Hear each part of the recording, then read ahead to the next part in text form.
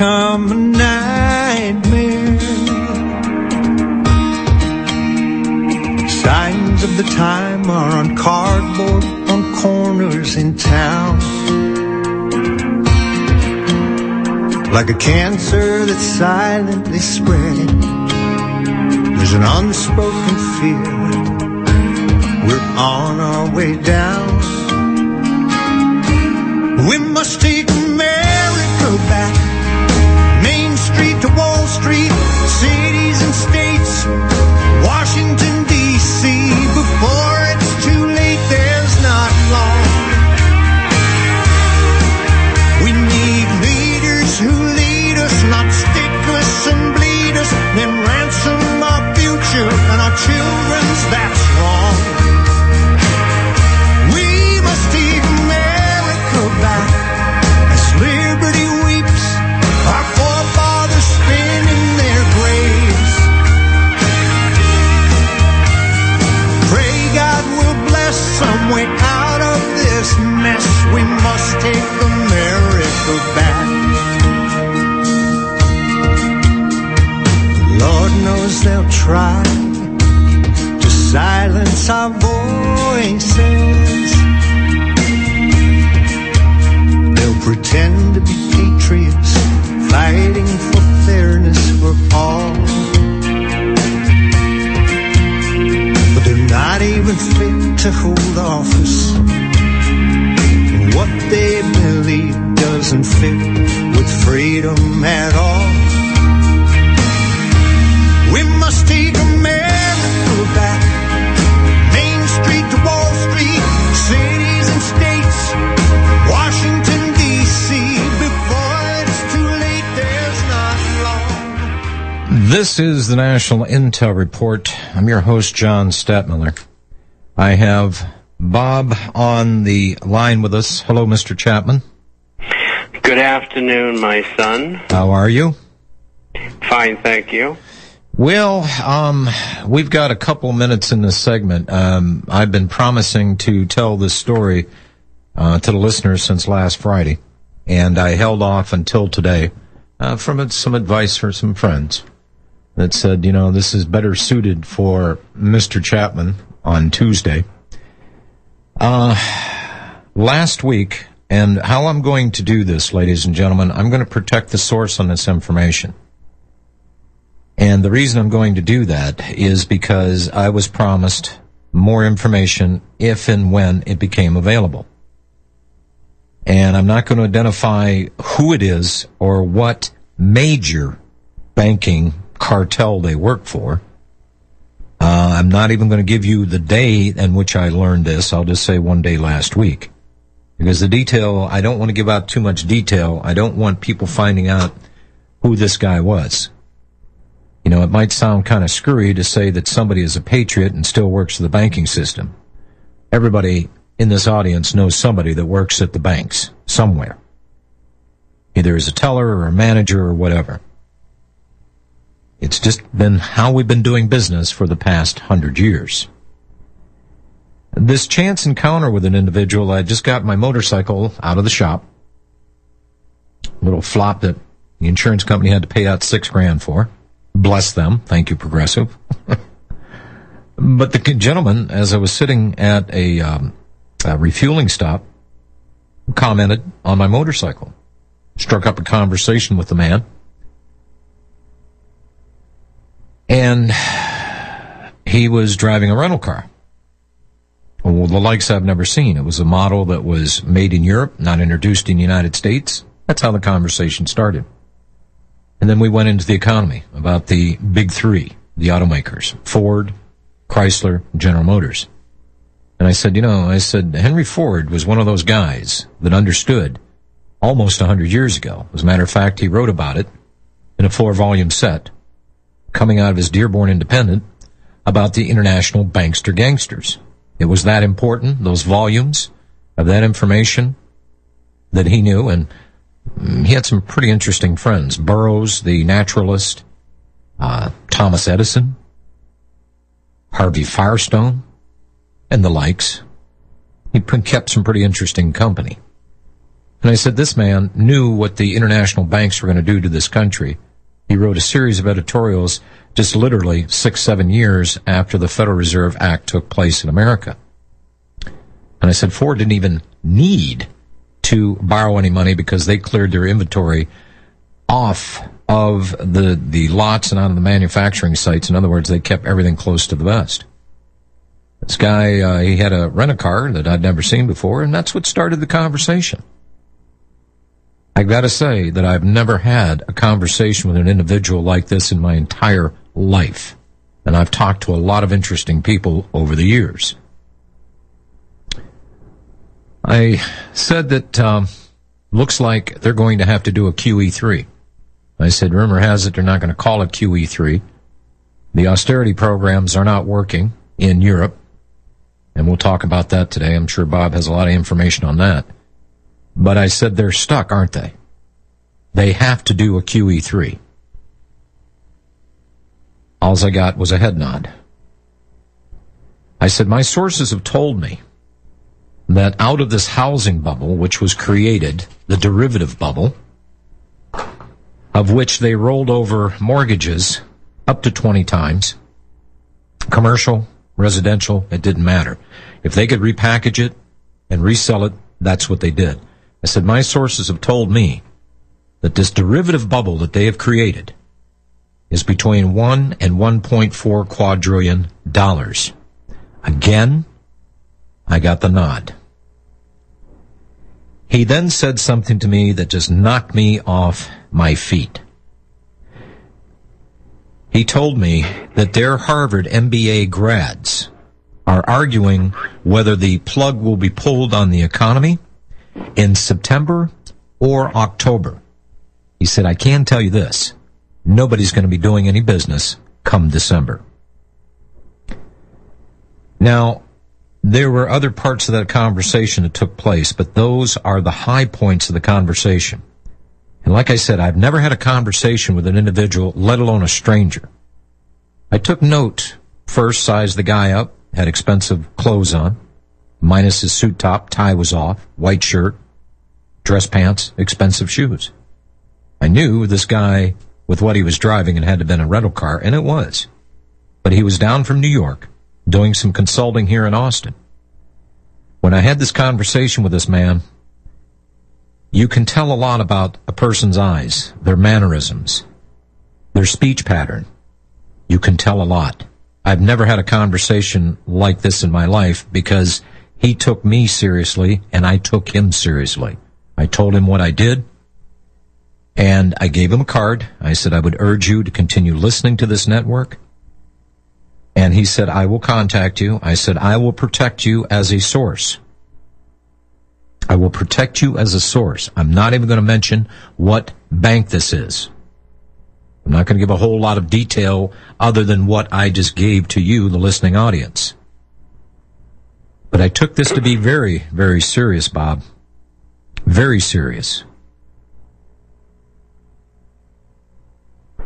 Well, I think what he has told you is that it is their feeling among, I guess, his associates or friends in New York City at this firm that he belongs to, that they're not going to go to QE3, they're going to pull the plug. No, they're going to do the QE3 because that was one question I had. I said the QE3 or the QE2 is up next month. I said they have to do a QE3, do they not? I said rumor has it they're going to try to call it something else. I said but they have committed themselves to monetizing the debt. He said yes. So there will be a quantitative easing of some sort under some sort of name. But here is, Bob, what I've deduced out of this. That a lot of people are starting to catch on as to how big the actual fraud, not only perpetrated on the American people through the American banking system, but on the banking systems worldwide. They know that the information is out there. It's been floating around. It has not hit mainstream, nor will mainstream. When was the last damn time they told us the truth? But they are scared. This individual that I spoke to, Bob, he was at ease with himself He was not, as I would describe, as being scared, confident in his knowledge. And the other thing that I'm looking at here is when this hyperinflation kicks in, and folks, we went through bailouts, we went through QE1, QE2, what Europe is now and the euro is suffering under, what Spain, Portugal, now Italy, it is the result of their monetizing the debt to try to make this clunker go a few more miles. And they can't keep it up. Number one, the information is getting out there. People are getting wise to how big this fraud really is. So Bob, I don't expect whether that this is September or October or they change their mind and it's February 3rd of 2012. In my estimation, it's not going to make that much difference. It is what it is. This is not sustainable. They are just keeping people placated for the time being. Wall Street, the banks. We know the story. We've delivered the story to you and all the gory little details. Now, am I prepared to, and this is one of these instances, Bob, unless this guy was a polished agent, disinformation agent that sought me out, they did a pretty good damn job. But regardless of that, the system that has been set up, the way they've handled this, it is absolutely 100% doomed to failure. Not if, but when. Am I correct in that? Bob? Well, I think that realization is there as we have talked about on this program, talk radio programs like this and the internet have the world breathing down their neck. I mean, you look at the demonstrations in Spain, some 15 days in a row. The unemployment for people in Spain between 18 and 35 is 35 to 40%. And they get out there and they said, this is not political. We just want a job. We want to be able to live. All you people do is lie to us. And the bankers behind this. So the kids know. These are the people, I guess, generally under 30. They're listening. And they know. And just like the situation as well in Greece. They get all this propaganda that they're going to sell off all of this stuff that Greece owns. Well, that's all well and good. But what they didn't tell you is that the other party is not going to go along with it. And I'm just writing a piece for Saturday about this right now, about all the players and who's trying to do what. And it all comes from knowledge. The people finding out the truth. And there's only been one news agency today, or yesterday, who carried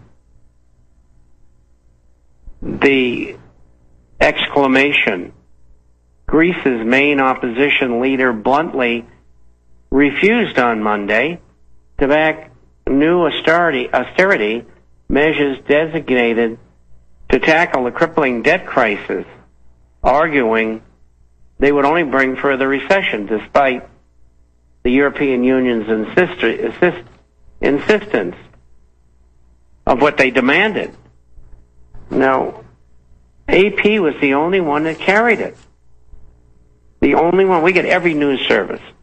And I speak German and French and Spanish, and I read and write better than nowadays than I speak them, because I don't get a chance to speak them anymore. But anyway, this is an awakening. Now, what the gentleman who you met at a fuel stop, which I'm sure was not prearranged. They don't usually approach people at fuel stops. He told you the truth. But the question is, what is it that's going to happen? If they're going to institute QE3, it probably means that a number of things, perhaps. No, many municipalities going bankrupt. No, systemic bank failure. Pull the plug. Well, that would the key would come out of Europe. And what's happening in Europe right now? Well, the Greeks are saying, we ain't going to do that, in spite of what the media says. They're not going to do it. Give away everything they have to a bunch of bankers that caused this thing in the first place. That's the irony of this whole situation. Bob, and take heart, people. And I'm telling you. I told this gentleman, I said, 20 years ago I was telling bankers, you will see the banking system fail within your lifetime.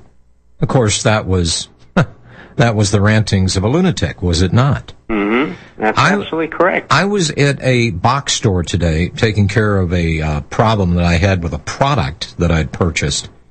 And there was a man behind the counter, just standing there, just observing, listening. He was an employee.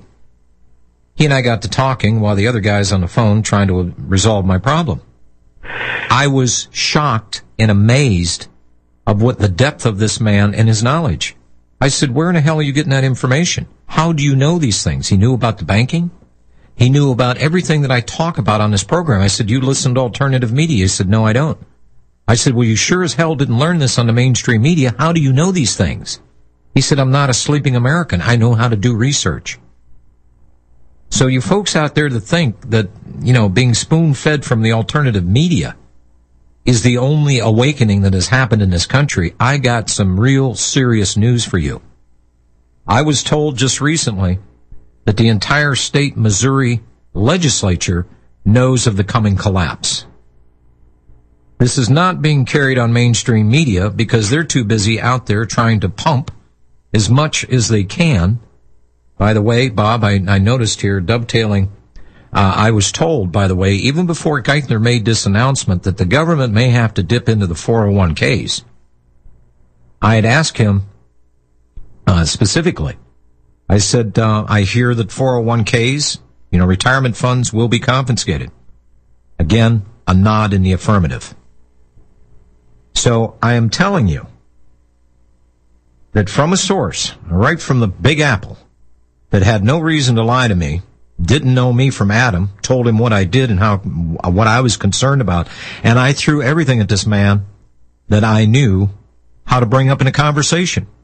You always know when you're talking to somebody that is legitimate, that is truly concerned. So here I am earlier today talking to an individual. He knew about the banking system. He knew a lot of what I've talked about over the years on this radio program. Folks, I'm telling you, the one flaw with this gentleman that I found was he went, well, what are we to do? There is no true leadership in this country right now. There is no true leadership in this country. There's a lot of people that know something is very, very wrong. They may not have the details. There are people on the inside, the ring knockers, the associates of the crime syndication, that have been forewarned. And it's going to be business as usual. Now, this is an instance, I started to say this, Mr. Chapman, this is one of these instances where I'm damned if I do, but I'm certainly damned if I do not. But I'm looking for verifiers, and I'm starting to see them. We all knew that this is going to happen one day. We've been talking to you about a total financial banking collapse, not just here in this country, but worldwide. And I'm sorry to report that this man had an encounter with a man that knew, and he verified our deepest fears. Now here's the question. What do we do about it? I made the suggestion that state banking might be a good interim step. He says, you're damn right. He said the Federal Reserve is poison. It will kill what's left of America. We'll be right back. Let's go to Lee in Georgia. Hello, Lee. Gentlemen, how are you today? Hi. I'm outside. It's a little windy, so hopefully it's not distorting my sound too much. Very interesting discussion. I remember back in 2008 when the Argentine seizure of pensions first became a talking point, and I was talking about this then. And a number of people have asked me over the past few years, when's the system going to collapse? I always tell them the same thing. I can't tell you when, but I can tell you the warning signs, the things that you're going to need to watch for. And here I'm listening to you this morning, and you're talking about this fellow that told you what he did the other day when you were talking about your motorcycle and all that. And I'm hearing, now this guy's verifying, what many of us have suspected. But I told people these are the things we're watching for. When they start trying to monetize and privatize everything, if you see the United States start talking about doing what Argentina has done with the pension deals, if you hear any rumors about coming out about another round of quantitative easing and all these other things, if you see, and all of these different things I was pointing out, and now here we are, we're seeing all of these things that we've been talking about. And one of the big things I said was, when the Patriot Act comes set to expire, watch what they do with that. That will be a clear indication. And so now my question is very simple. When are we going to stop the running of the mouth and the whining and the crying and the complaining and start marching people? We've got to stop this now. I'm waiting on you to get up off your butts. Let's do this. Let's put an end to this. We can't keep going. And if we wait until the system actually collapses like this gentleman was telling you, I don't even know if at that point, I don't know if there's any hope for us.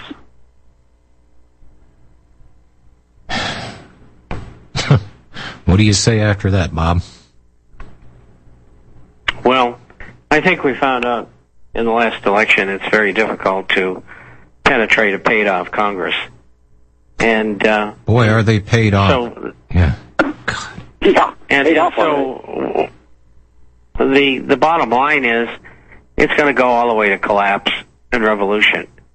And that's what you're going to see in many countries. They push this thing in Greece, they'll have those people all over them.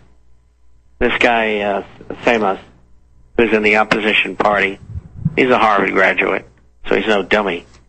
And he's a patriot, from what I can see.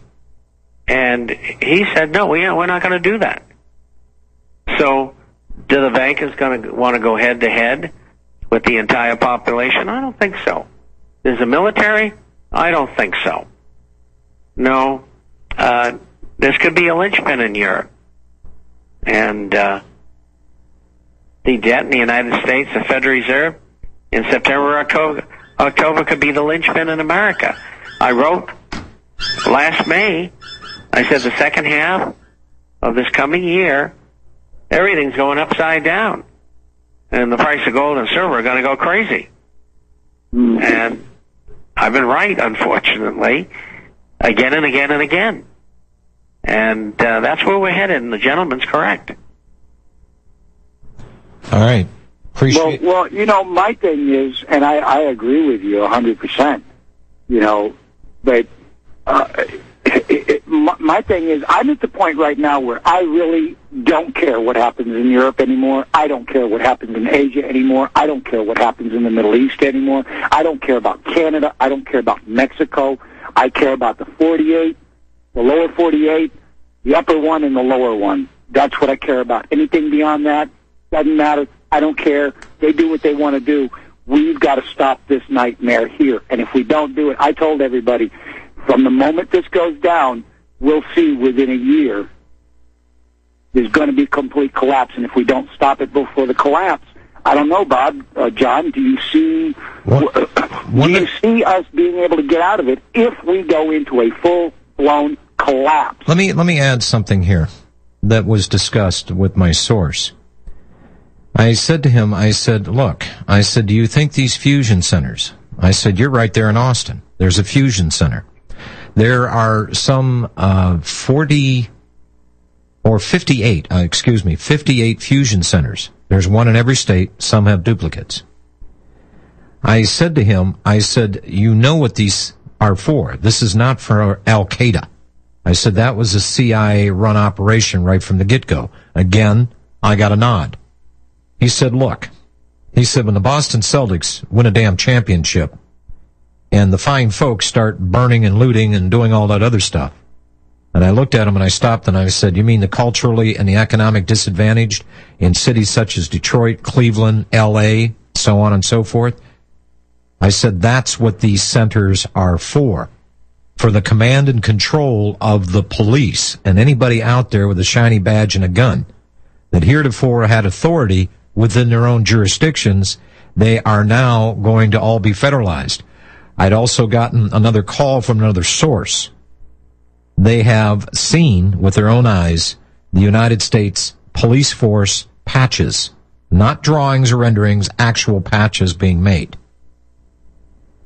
This is serious because we know that this is not about Al-Qaeda. This is not about some innocuous, shadowy boogeyman that threatens the security of the United States.